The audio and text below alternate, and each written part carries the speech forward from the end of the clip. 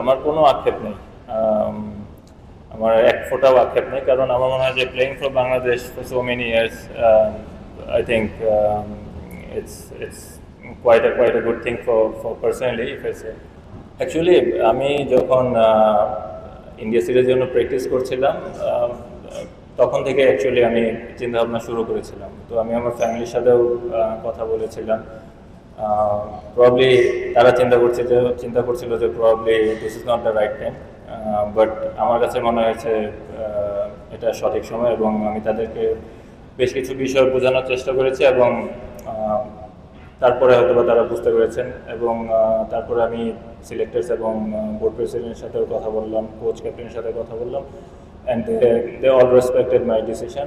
Frustrated moment, at the same time যদি আমি বলি যে 2016 বেঙ্গালুরে against India, probably that was one of the most probably frustrating moment and probably one of the most life-changing moment for me, because that was a big learning curve that I feel. তো এটাই। But এছাড়া best moment probably Nidahas trophy. আমি যদি মনে করি যখন আমি বাংলাদেশ থেকে রিটায়ারমেন্ট নিব, probably it will be too late, এবং probably it won't be a good idea and won't be a good decision for me and for the team. আমার কাছে মনে হয় যে probably it is the right time. All I can say আলহামদুলিল্লাহ। আমি সবসময় এই কথাটা বিশ্বাস করি মনে প্রাণে, এবং বলারও চেষ্টা করি। এবং অবশ্যই মানুষের ভালোবাসা এবং মানুষের দোয়া না থাকলে হয়তো বা এই পর্যন্ত আসতে পারতাম না। সবার support, including media and probably যারা আমাকে পছন্দ করেন না তাদেরও একটা থ্যাঙ্কস। আর যারা সাপোর্ট করেন, থ্যাংক ইউ ভেরি মাচ।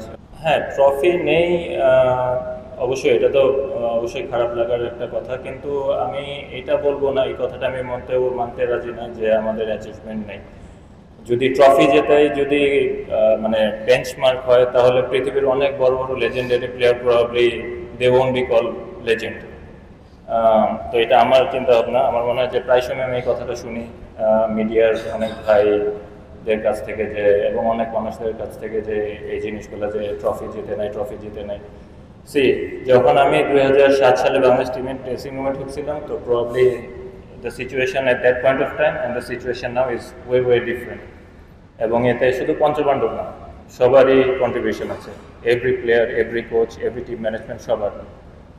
তো আমি এভাবে চিন্তা ভাবনা করি, এবং আমার মনে হয় এইভাবে চিন্তা ভাবনা করা উচিত। কখনো এন্ড রেজাল্ট বা ট্রফির উপর বেস করে কাউকে জাজ করা উচিত না। তাহলে আমি যেটা আগে বললাম, যে হয়তো ওয়ার্ল্ডের অনেক বড় বড় legendary player probably they wouldn't have been called legend, এবং সবারই কন্ট্রিবিউশন অনেক সিগনিফিক্যান্ট, এবং সবারই কন্ট্রিবিউশন প্রয়োজন। এবং আমি ওইভাবে দেখি, আমি কখনো তারতম্যটা পছন্দ করি না, এবং ইচ আর এভরি প্লেয়ার আর ইকুয়াল, এবং what ever Bangladesh has achieved, everyone was part of